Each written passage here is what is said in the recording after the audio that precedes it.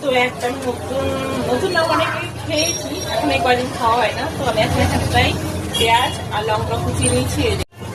তো হচ্ছে সোয়াবিনের ভুনা দিয়ে পকোড়া হবে। এই দেখুন সোয়াবিনটা সিদ্ধ করে রেখে দিয়েছি, যেটা গুঁড়ো পাওয়া যায় ওটা দিয়ে এখন আমি পকোড়া করবো। বেসন দিয়ে আর একটু চালের গুঁড়ো দিব, ওটাতে পকোড়া খুব টেস্টি হয়, খেতে কিন্তু দারুণ লাগে, যেমন আপনাদেরকে দেখাবো।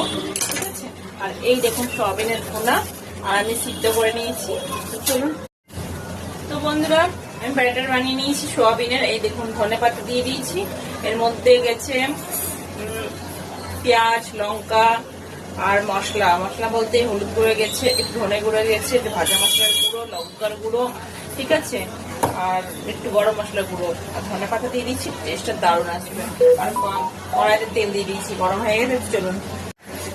তো আমি এরকম করে এর মধ্যে একটু চালের গুঁড়ো দিয়েছি, যাতে মুচমুচে হওয়ার জন্য। ঠিক আছে,